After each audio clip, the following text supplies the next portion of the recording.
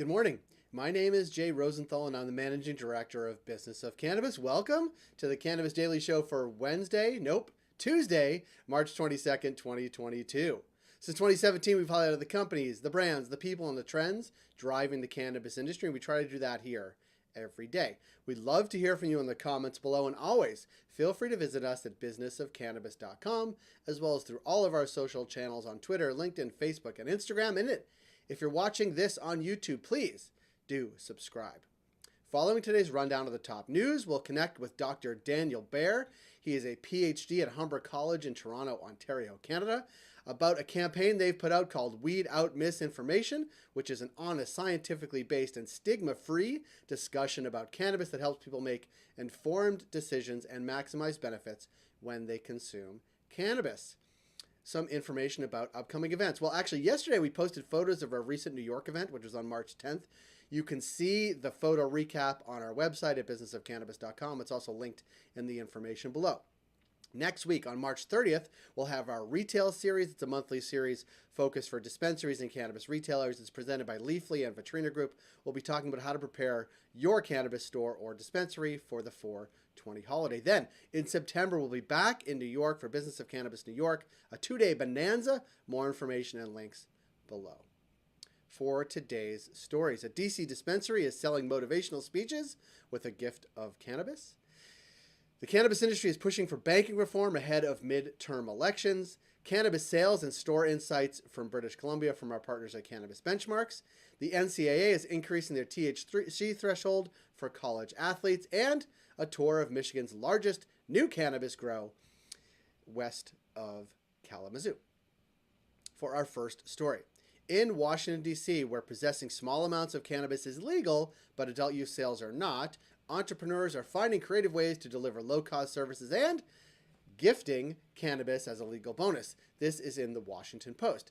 Dreamy DC, for example, sells motivational speeches at different lengths and different price points from $60 to $360 and gifts cannabis at the end of the speech. While regulators disagree on whether to outlaw gifting or legalize adult use quickly, Dreamy DC's Liz Sluchak says the service has proven to be vital through the pandemic. For our second story, concerned that Republicans will take control of Congress after November's midterms, more than 20 cannabis executives are on a lobbying blitz in D.C. They're asking lawmakers to pass the Safe Banking Act, this according to a story in The Hill. Safe banking has bipartisan support, while other issues surrounding taxation and social justice are more controversial. Quote, there is certainly momentum building around trying to get something done this year in the Senate. This is according to Curaleaf CEO Joe Byrne. On both the Republican and Democratic side, we're seeing consensus for safe banking as being the piece of legislation that could pass. Good luck to all you lobbying in D.C. For our third story, each week, Business of Cannabis delivers a series of insights from our partners at Cannabis Benchmarks. This week, Cannabis Benchmarks focused on British Columbia, where the government opened online sales to private retailers back in August 2020. The one caveat there was that customers were required to pick up their purchase in person. That changed on July 15th last year when licensed cannabis retailers in BC were authorized to deliver recreational cannabis products directly to consumers. The BC government saw this as an avenue to support BC's legal cannabis industry and continue to push out the legacy market.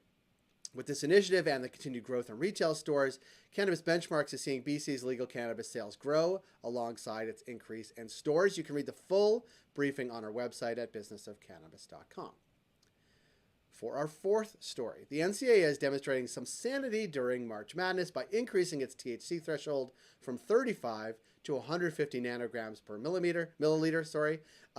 Reports. This is from Cannabis. Now, the policy is aligned with the World Anti-Doping Agency. For our final story, 30 miles west of Kalamazoo, 305 Farms is building the new 350,000 square foot cannabis cultivation facility in the village of Lawrence. It's believed to be the state's largest so far according to MLive, a website that covers Michigan. Phase 1, which is 44,000 square feet, is complete. There'll be a lab, commercial kitchen, rolling machine, and vault for storing product. With sustainability in mind, 95% of the water used will be recycled and LED lights will be used. They plan to grow about 80,000 plants at a time by 2025. According to the president of the company, we finally made it for Lawrence. Lawrence has struggled for a long time. The park has struggled with 305 coming in and bringing in all these jobs. The tax base is phenomenal for us. Those are the stories we're watching today. Join 10,000 plus others and catch all these stories in your inbox every day at 7 a.m. Eastern with our Cannabis Daily newsletter. Coming up in our BofC live conversation, we connect with Dr. Daniel Baer, PhD. He's at Humber College in Toronto. He's talking about a campaign they have tackling cannabis misinformation. This is Dr. Daniel Baer.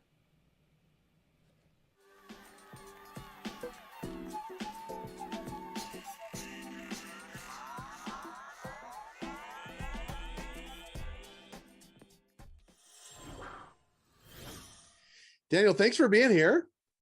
Thanks for having me on. I'm excited to have you on. Well, first of all, I followed you on Twitter. So, I mean, anybody I can follow on Twitter and then see quasi face-to-face like this is good. Talk a little bit about your role at Humber. We'll start there. Then we'll get to cannabis. Then we'll talk about what you're doing there. Can we do that? Yeah, for sure. So I'm a professor in the Faculty of Social and Community Services at Humber College here in Toronto. And my work focuses largely around harm reduction, cannabis policy, a bit on policing. That's sort of where I started off with drugs issues during my doctorate. But really these days I've been focusing on how to try and engage people better about cannabis information and to try and break down some of the old approaches that really focused on fear and stigma and talk about cannabis in a nuanced way, an honest way, and something that's evidence informed. Yeah, well, it's a good lead into the next question, which is talk about, if you're okay with it, talk about sort of your experience with cannabis and sort of how you came to sort of either study this or work in this or came to it overall.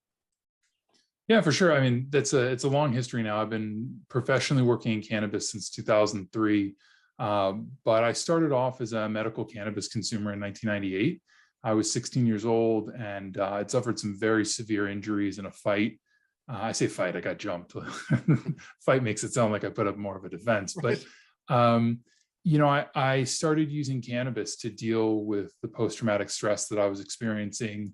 But I was 16 and it was 1998. And even though we had medical cannabis in California, I couldn't really talk to anybody about it. And, I would see friends being arrested. And what I noticed was that my Black friends were getting arrested and going to juvie or having real serious repercussions, and white friends were getting driven home to their parents with a slap on the wrist.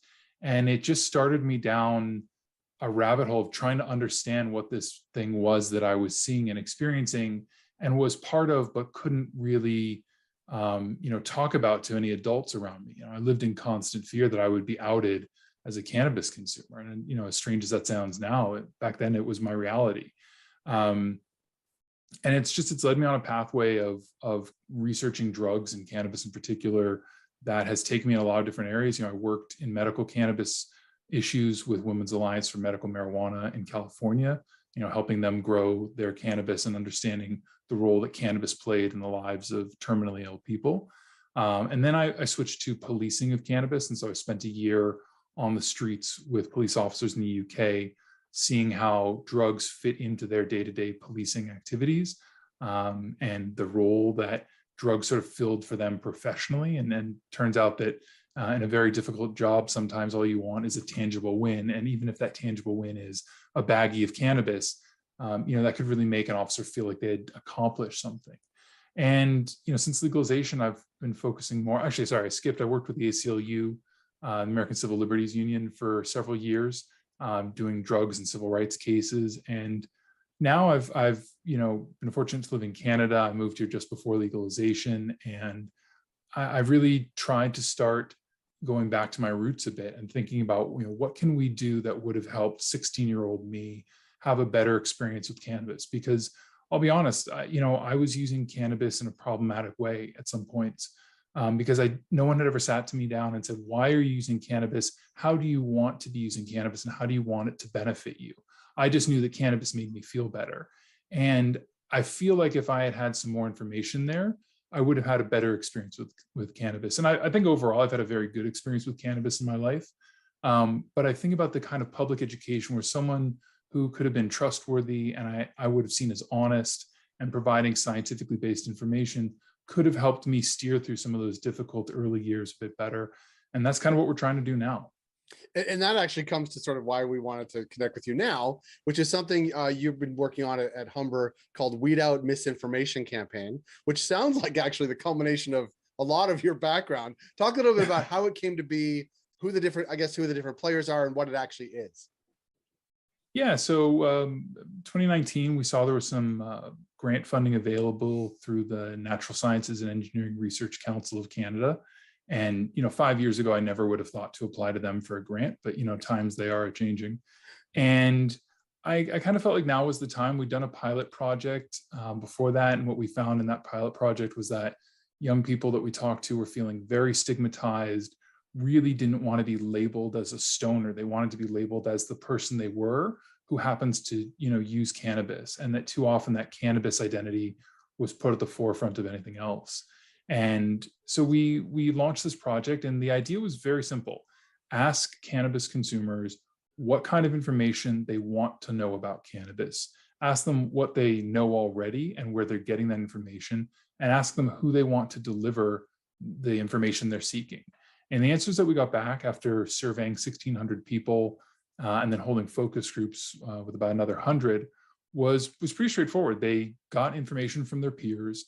They didn't necessarily trust their peers that much, but the groups that they did trust, they didn't have good access to. So they trusted people like academics and doctors, but too often they were being stigmatized by their own doctor. Or, they trusted bud tenders to have good information, but they always kind of worried that bud tenders were just trying to sell them something.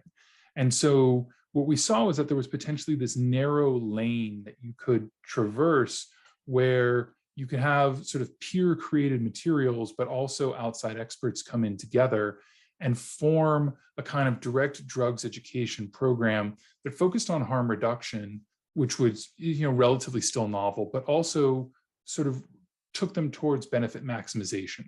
How do you think about set and setting in your drugs use? How do you decide what products you want based on what your intended outcome is? And so we built out some initial ideas by giving the data that we had to students at Humber College. And we said, you are best placed as young people. Like, listen, I'm turning 40 soon. And as much as I don't You're a feel young that, person too. How dare you? But we gave it to advertising students at Humber, and we said, come up with some campaign ideas. Here's the data that we have. We took their campaign ideas, had a judging panel with bud tenders and cannabis health experts and consumers. We took the two best campaigns, and we put those in front of another round of focus groups of cannabis consumers, bud tenders, public health professionals. And we really fine-tuned the messaging and the tone, the imagery, everything, so that it was as close to what cannabis consumers themselves said they wanted as we could produce. And so we built out all the campaign materials. We've got brochures on, if you're a first-time consumer, here's a checklist of things to think about. If you're a frequent consumer, here's things you can think about in terms of harm reduction, or why you might want to consider vapes or dabs, depending on what your outcome is. And then, we built out a whole campaign, and it's going to be rolling out. It's online now, and then it'll start appearing in stores soon. I know Canopy Growth has seen the project, and they're really enthusiastic. And while they're not a financial contributor to the project in any way, they've said, listen, we want to get these materials out to some of our stores. And because the campaign is all Creative Commons licensed, we've got everything on the website. People can download the posters, the brochures, everything, and use them as they see fit in their settings. And so we're also really fortunate to be partnered with the Canadian Public Health Association and Canadian Students for Sensible Drugs Policy, both of whom helped us build out our materials and really make sure we had the best evidence base to work from, but then are also hopefully going to disperse these materials. And my goal is twofold. One, I want to see this campaign obviously impact and help people make better choices about cannabis, better being defined as like what works for them, not moralistically like this cannabis is better than the other. But the other thing that we want to do is we want to learn from this. And so we'll be launching a full evaluation because we want to change the way that we talk about cannabis. Dare is dead, and we want to see what comes next. And maybe this project is really good and people love it and it's wonderful. But even if it's not, even if we get panned and people give us tons of feedback that says you totally screwed up here, you wasted a lot of money, that's all learning, and it's one step away from the old paradigm of drugs discussions and hopefully into whatever comes next. And whatever comes next hopefully doesn't have stigma and fear and othering and all the other crap that we dealt with for a century. Yeah, absolutely. And I'm going to put a link to the Weed Out information.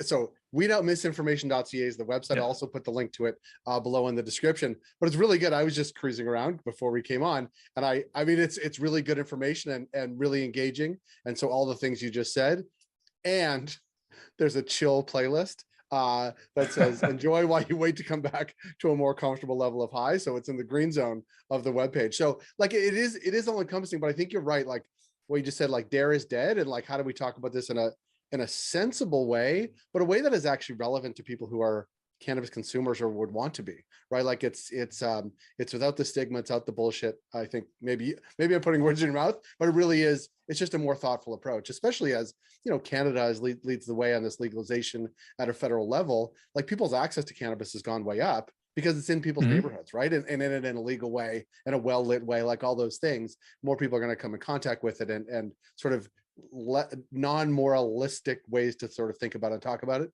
is super important. So I kudos to the work you're doing, and it's really cool. And I'll post it out, as I said, as we post this. Anything that you're super interested in sort of hearing feedback on, that if people sort of from the Business of Cannabis world take a look through, that you might want feedback, maybe not publicly on Twitter, but directly to you in your email. Yeah, my DMs are open for that reason. Right, that's exactly why. Yeah. Yeah, I'd rather get scolded in private than in public. Right. You know, I think from a business perspective, one of the challenges we face in Canada is, of course, the regulation on advertising. Yeah. And so, you know, while that whole side of things is open to a lot of discussion and debate, I think one thing it does is it pushes companies and organizations to think about how they approach cannabis discussions from a well-being, health, social justice side of things, and to make their mark in that way. I mean, you're not making it on how your packaging looks, and you're not making it based on the celebrity endorsement that you have. You're bringing people in by those other things. And so if one of the ways that we can engage consumers is to show that not only are we a company that's here to make profit and sell cannabis, but we're a company that's here to help change the way things are discussed, I think that puts businesses in a pretty good position to catch the attention of consumers. And while that's not the goal of a project like this, I think we'll start seeing more and more discussions related to the impact that cannabis companies have. You know, one thing I think back to is the portrayal of tobacco companies. And if you listen to anti-cannabis messaging, they basically equate every cannabis producer with a tobacco producer. You know, they're nefarious, they just want your money, they don't care about your health. And while that's not true, I think there also needs to be an effort to show that that's not true. And so I don't know that, you know, this campaign is the thing they do, but I think we're going to start seeing more of that as the answer to, we can't advertise and we can't differentiate our product based on, you know, what people see in the store there. So maybe I'm right, maybe I'm wrong. I got no idea. No, I think you're right. And it's not going to be right unless people try and do interesting, new, and thoughtful things, which is why kudos to you and the team at Humber, because I think it's really interesting. We're going to encourage people to check out the website, check out the campaign, connect with you in your DMs with constructive feedback. But we appreciate your time. Thank you for the work you're doing, and we look forward to following up and connecting with you down the road. Awesome. Thanks for the time to chat. That was episode 52 of the Cannabis Daily Show. Thank you for joining us here on YouTube or wherever you caught the program. Please do subscribe by clicking the subscribe button below, and we will see you tomorrow.